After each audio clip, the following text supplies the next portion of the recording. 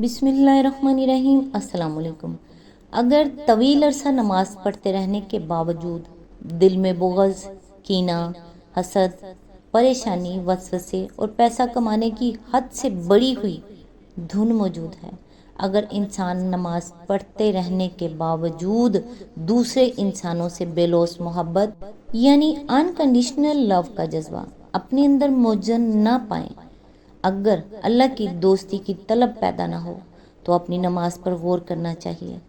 ہم کیوں غور نہیں کرتے؟ کامیابی سے اس سوال کو نظر انداز کیوں کر دیتے ہیں؟ نماز بہرحال ہر صورت میں فرض ہے، لیکن اگر اس فرض کو محض ایک رسم کے طور پر اپنی زندگی میں شامل کر لیا جائے تو مقام غور ہے کہ کیا اللہ ہم سے صرف یہی چاہتا ہے؟ مسجدوں سے باہر نکلتے ہی جھوٹ بولنا، ریاکاری کرنا، کیا یہ اس بات کی نشاندہی نہیں کہ ہم نے بالآخر نماز کو بھی صرف ایک نفسیاتی پناہ گاہ کے طور پر استعمال کرنا شروع کر دیا ہے؟ پھر کیا ہوتا ہے؟ نماز کی توفیق چھین لی جاتی ہے، حرام تعلقات میں مبتلا کر دیا جاتا ہے، انسان برے دوستوں کی صحبت اختیار کرتا ہے، والدین کی نافرمانی کرنا شروع کر دیتا ہے، گناہ پہ گناہ ہونا، فضول کاموں میں وقت گزارنا، قرآن مجید کی تلاوت نہ کرنا، برائی کو برائی نہ سمجھنا اور توبہ استغفار نہ کرنا۔ اپنے تعلق کو اللہ تعالیٰ سے مضبوط کرو، مضبوط تعلق بناؤ کہ جس روز تم اللہ کو آواز نہ لگاؤ اس روز اللہ تعالیٰ فرشتوں سے کہے کہ میرے بندے کی آج آواز نہیں آئی، پتہ کرو اس کا اور میری مدد اس تک لے جاؤ، میرا رحم اس تک لے جاؤ،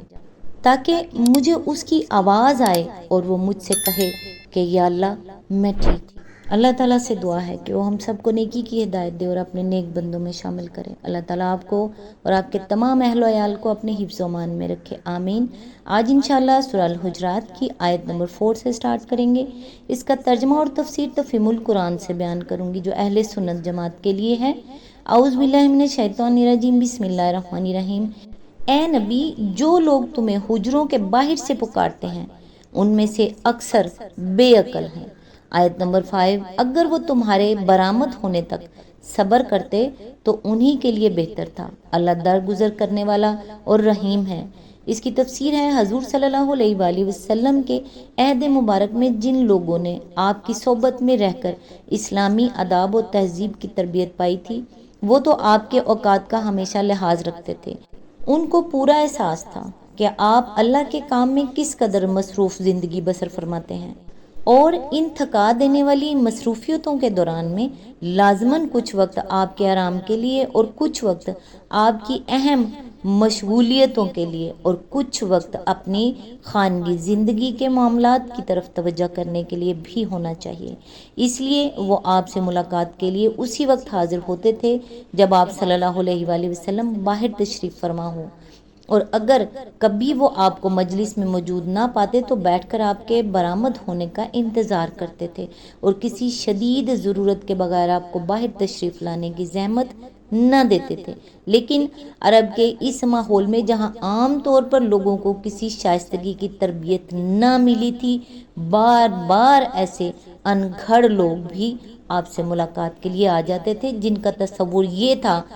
کہ دعوت اللہ اور اصلاح خلق کا کام کرنے والے کو کسی وقت بھی آرام لینے کا حق نہیں ہے، اور انہیں حق ہے کہ رات دن میں جب چاہیں اس کے پاس آ دھمکیں،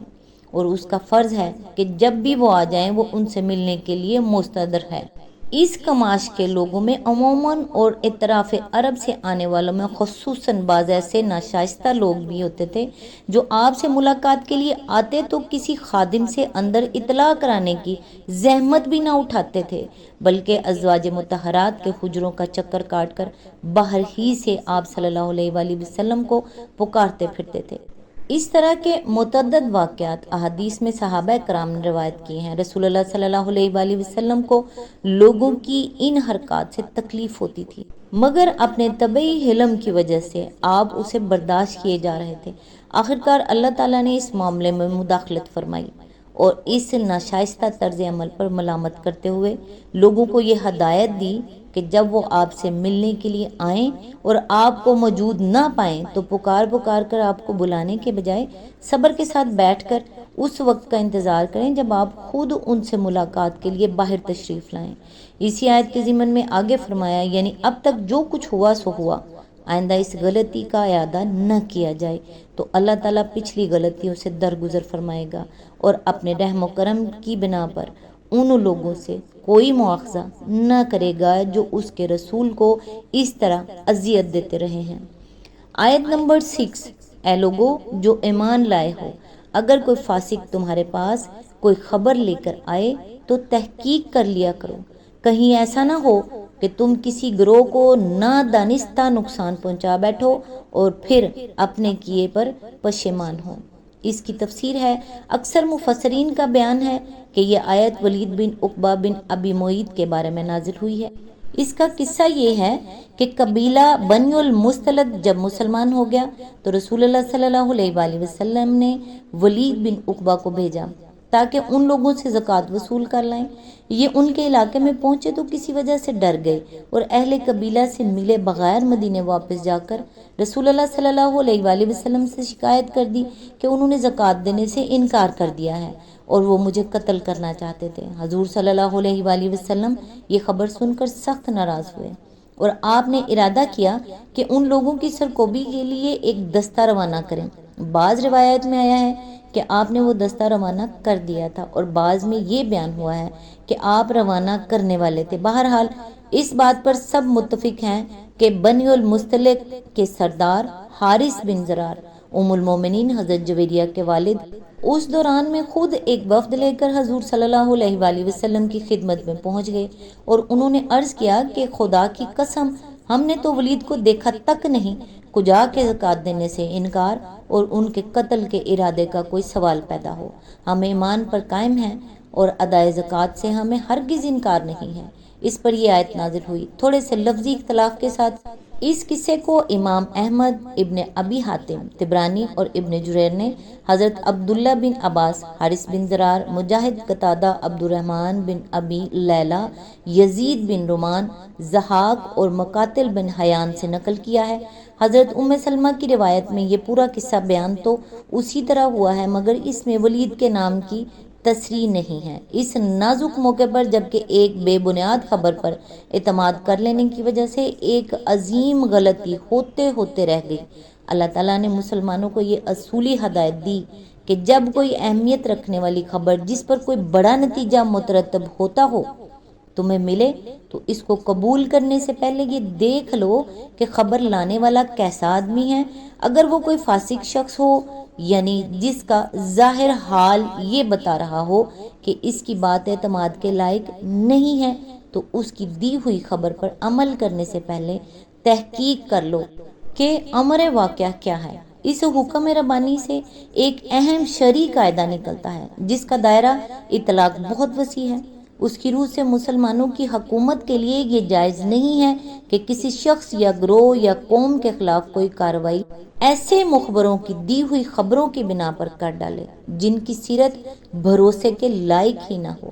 اسی قاعدے کی بنا پر محدثین نے علم حدیث میں جرح و تعدیل کا فن ایجاد کیا تاکہ ان لوگوں کے حالات کی تحقیق کریں جن کے ذریعے سے بعد کی نسلوں کو نبی صلی اللہ علیہ وآلہ وسلم کی احادیث پہنچی تھیں، اور فقہا نے قانون شہادت یہ اصول قائم کیا کہ کسی ایسے معاملے میں جس سے کوئی شرعی حکم ثابت نہ ہوتا ہو یا کسی انسان پر کوئی حق عائد ہوتا ہو، فاسق کی گواہی قابل قبول نہیں ہے۔ البتہ اس امر پر اہل علم کا اتفاق ہے کہ عام دنیاوی معاملات میں ہر خبر کی تحقیق اور خبر لانے والے کے لائق اعتماد ہونے کا اطمینان کرنا ضروری نہیں ہے، کیونکہ آیت میں لفظ نبا استعمال ہوا ہے جس کا اطلاق ہر خبر پر نہیں ہوتا بلکہ اہمیت رکھنے والی خبر پر ہوتا ہے۔ اسی لیے فقہا کہتے ہیں کہ عام معاملات میں یہ قاعدہ جاری نہیں ہوتا۔ مثلا آپ کسی کے ہاں جاتے ہیں اور گھر میں داخل ہونے کی اجازت طلب کرتے ہیں، اندر سے کوئی آ کر کہتا ہے کہ آ جاؤ، آپ اس کے کہنے پر اندر جا سکتے ہیں، قطع نظر اس سے کہ صاحب خانہ کی طرف سے اذن کی اطلاع دینے والا فاسق ہو یا صالح۔ اسی طرح اہل علم کا اس پر بھی اتفاق ہے کہ جن لوگوں کا فسق جھوٹ اور بد کرداری کی نوعیت کا نہ ہو بلکہ فساد عقیدہ کی بنا پر وہ فاسق قرار پاتے ہوں، ان کی شہادت بھی قبول کی جا سکتی ہے، اور روایت بھی محض ان کے عقیدے کی خرابی ان کی شہادت یا روایات قبول کرنے میں مانع نہیں ہے۔ آج تک کے لیے بس اتنا ہی، نیکسٹ انشاءاللہ آیت نمبر 7 سے سٹارٹ کریں گے۔ تب تک کے لیے دعاؤں میں یاد رکھیے گا۔ اللہ حافظ۔